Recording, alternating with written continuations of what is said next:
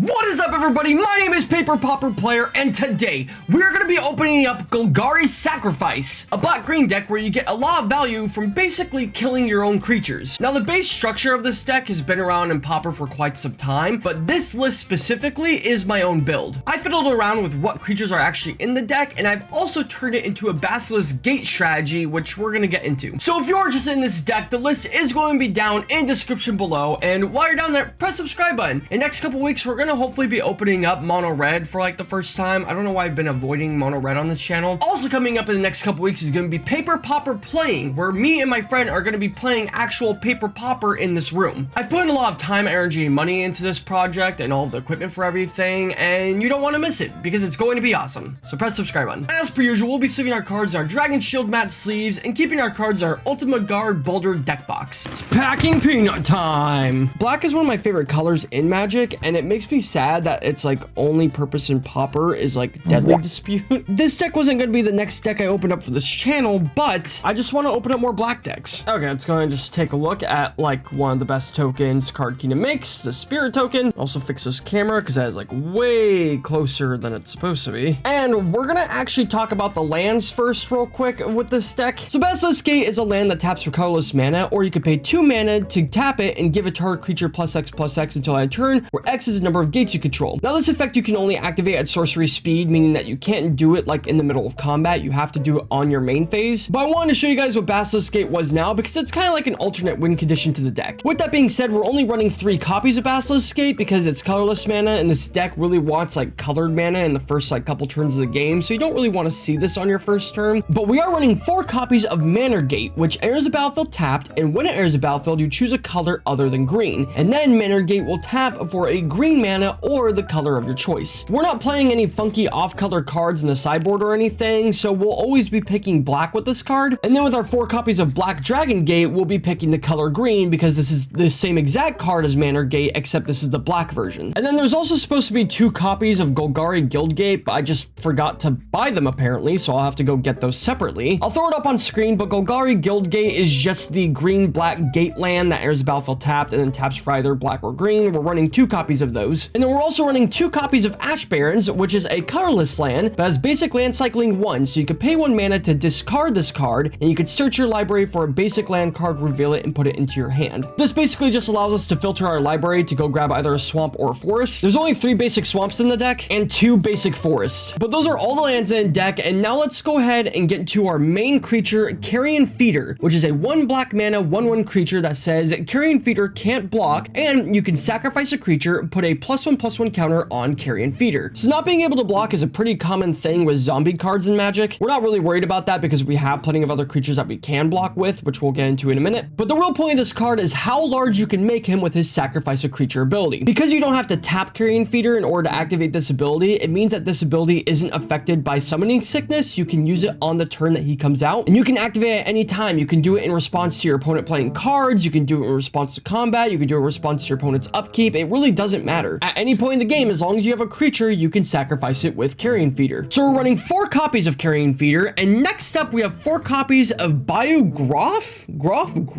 Groff, which is a 2 mana 5/4 creature that costs a green and a colorless that says as additional cost to cast a spell, sacrifice a creature or pay 3. So if you're unable to sacrifice a creature, Groff is going to cost 5 mana. But I promise with the creatures in this deck, you will not be shy of sacrifice targets. Groff is just a really strong creature if you can get him out on turn 2, which should be pretty easy since we have a lot of really good creatures that we want to sacrifice on turn 1, like Serrated Scorpion, which is a 1 black mana 1/2 creature that when it dies, it deals 2 damage to each opponent and you gain 2 life. We're running 4 copies of Serrated Scorpion, and next up we have 2 copies of Guildswarm Prowler, which is a 2/1 creature that costs 2 mana, a black and a colorless. It has Death Touch, and when Guildswarm Prowler dies, if it wasn't blocking, draw a card. If a creature has Death Touch and it does damage to an opponent's creature, that opponent's creature is going to die regardless of how much damage was dealt. So for example, just because Guildswarm Prowler only has 2 power, if it were to do damage to a card like Gurmag Angler, which has 5 toughness, Gurmag Angler will still die because of the Death Touch. Having a Death Touch creature out prevents your opponent from attacking with their big creatures,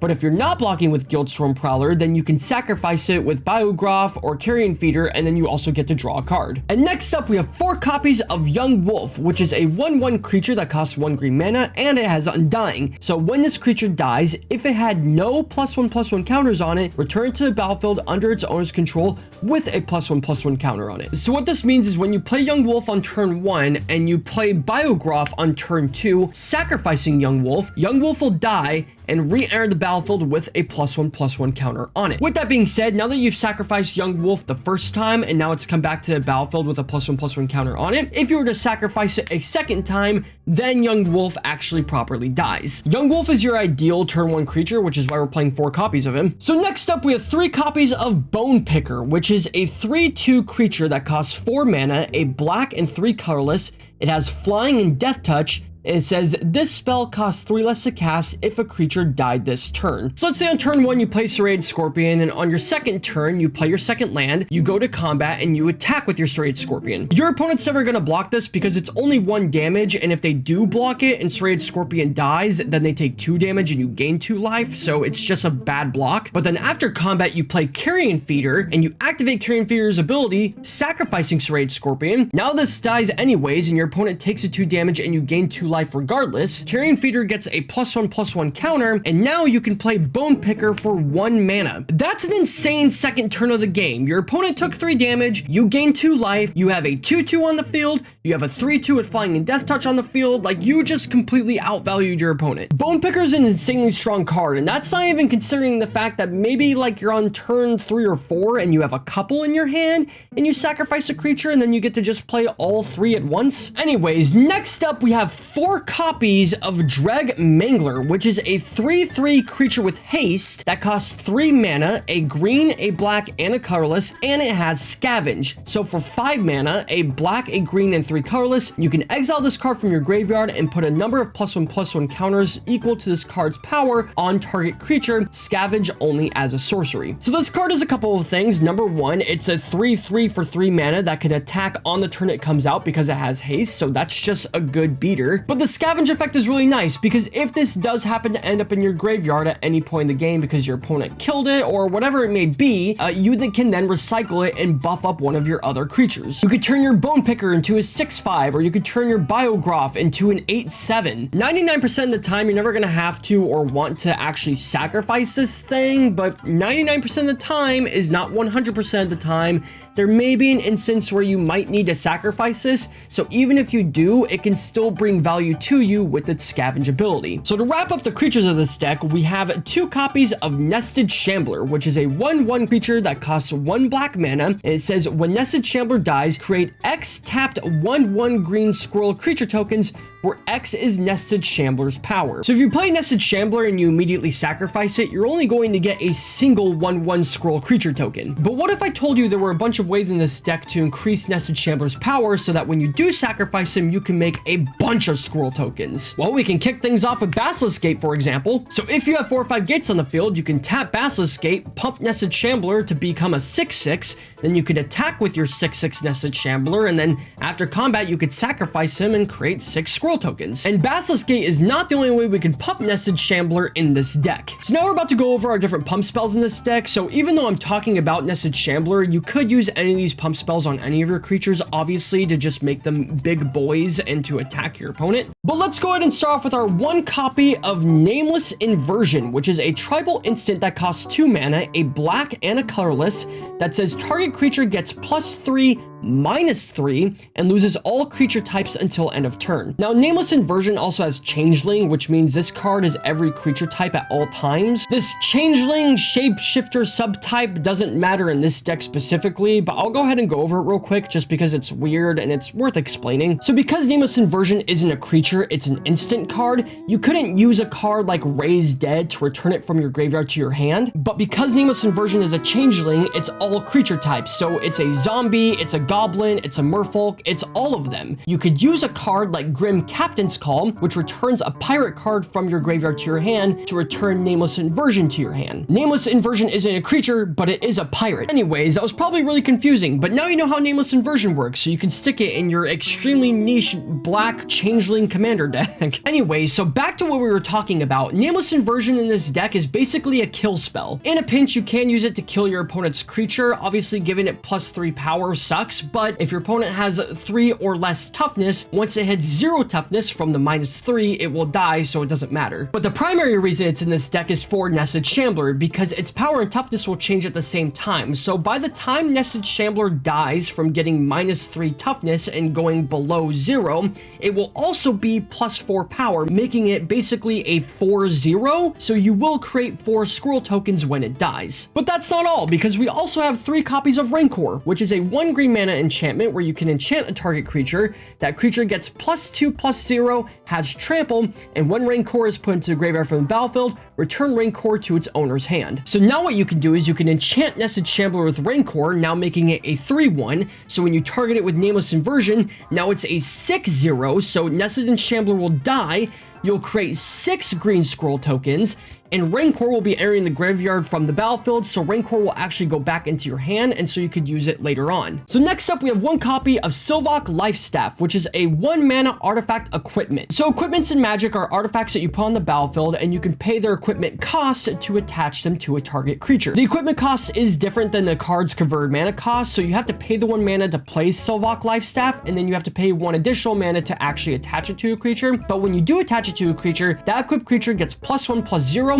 and whenever equipped creature is put into the graveyard, you gain 3 life. I'll be honest, before making this deck, I have never seen this card before in my life, and I don't think it's like very good in any other application, but in this deck, it's like the best card in the entire deck. You are constantly sacrificing creatures in this deck, and right now in the Pauper meta, there's a lot of burn and just like a lot of aggro decks. So let's just create a scenario real quick where you have Nested Shambler out, you have a Rancor attached to him, the Sylvok Lifestaff. So Nested Shambler right now is currently a 4/1 creature. So you sacrifice it with Carrion Feeder, giving Carrion Feeder a +1/+1 counter. Nested Shambler dies. You gain 3 life from Sylvok Lifestaff because Nested Shambler just entered the graveyard. Rancor is going to enter the graveyard and then go back into your hand. And now you create 4 squirrel tokens because Nested Shambler's power was 4. So now let's say you have 4 mana available and you use 1 mana to attach Sylvok Lifestaff to a squirrel token. So now what you can do is you can sacrifice that squirrel token to Carrion Feeder. Carrion Feeder will get a +1/+1 counter. The squirrel will enter the graveyard and you'll gain 3 life from Sylvok Lifestaff. Now what you can do is you can pay 1 mana, attach it to your next squirrel, sacrifice that squirrel for a +1/+1 counter, enters the graveyard. Sylvok Lifestaff gains you 3 life. You then pay 1 mana, attach it to another squirrel, sacrifice it to Carrion Feeder. Carrion Feeder will gain a +1/+1 counter. Squirrel will go into the graveyard. Sylvok Lifestaff will gain you 3 life. And then you pay 1 mana, attach it to a squirrel, sacrifice that squirrel to Carrion Life Feeder. Squirrel will go into the graveyard. Sylvok Lifestaff will gain you 3 life. So now your Carrion Feeder is a 6/6 and you gain 15 life from Sylvok Lifestaff, and you still have Rancor in hand, so you can attach it to your Carrion Feeder. And now your Carrion Feeder is an 8/6 with trample, and it's just like...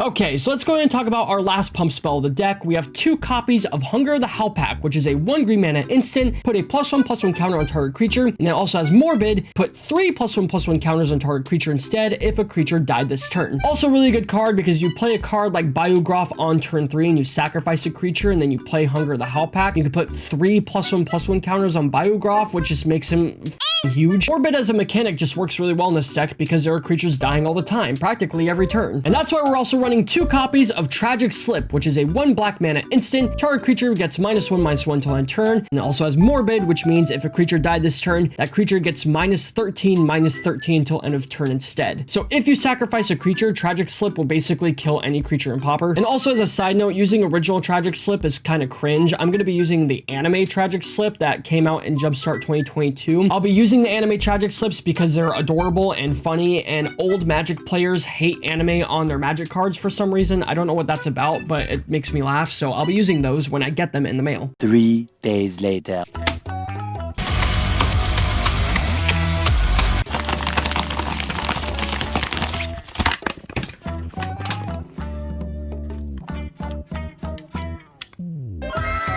I'm a weeb. So next up, we have 1 copy of Suffocating Fumes, a 3 mana instant, a black and 2 colorless. Creatures your opponents control get -1/-1 till end of turn, and also has Cycling 2. So for 2 mana, you could discard this card and draw a card. Suffocating Fumes is good in this deck because if your opponent's also playing a strategy where they're creating a lot of 1/1 creature tokens, or they just have a lot of 1/1 creatures, you can wipe their board so you can attack with all of your squirrels. The funniest way to win with this deck, in my opinion, is killing your opponent with the squirrel tokens. So you want to be able to make sure that your opponent's board is clear so so you can actually attack in. So next up, we have 1 copy of Village Rites, which is a 1 black mana instant. As an additional cost to cast a spell, sacrifice a creature, draw 2 cards. It's just a really good draw spell that works well with our deck, and it's a 1 mana version of the far superior Deadly Dispute, which is a 2 mana instant, a black and a colorless. As an additional cost to cast a spell, sacrifice an artifact or a creature, draw 2 cards, and create a treasure token. Now, this deck's only running 2 copies of Deadly Dispute and the 1 Village Rites, so 3 copies of pretty much the same exact effect. What I will say is that Deadly Disputes are starting to creep up to like $3 or $4, and Village Rites is only 30 cents, so you can play 3 Village Rites in this deck instead of the 2 Deadly Disputes. The only difference is that Deadly Dispute does make that treasure token, but that treasure token is not a make or break for the deck. Like, it really doesn't matter. You can play 3 Village Rites and be fine. Okay, so now let's go ahead and get into the sideboard, starting off with an additional copy of Sylvok Lifestaff. You definitely want to bring this in against burn matchups or aggro matchups to gain a bunch of life. And we also have 1 additional copy of Suffocating Fumes in case we know that our opponent is going to be playing a lot of creatures and we really need to wipe them off the board. We got 1 copy of Cast Down, a 2 mana instant, a black and a colorless, destroy target non-legendary creature. All creatures in Pauper are non-legendary, so this can basically kill anything in Pauper. Next up, we have 3 copies of Diabolic Edict, a 2 mana instant, a black and a colorless. Target player sacrifices a creature. We're playing this in case our opponent's playing creatures that have hexproof or creatures that we can't target. Sacrificing a creature means that we're targeting the player, not the creature itself, so they will have to kill their Slippery Boggle or whatever it is that they're playing that we're having a hard time dealing with. Making your opponent sacrifice their creature is also a good way of dealing with indestructible creatures. Next up, we have 3 copies of Mask of Vandal, which is a 1/3 creature that costs 2 mana, a green and a colorless, is also the changeling creature type, so it's every creature type, and when Mask Vandal enters the battlefield, you may exile a creature card from your graveyard. If you do, exile target artifact or enchantment an opponent controls. This card absolutely shits on affinity and boggles, which is hilarious, because obviously we're sacrificing a bunch of creatures, so we're gonna have like 4, 5, 6 creatures in our graveyard,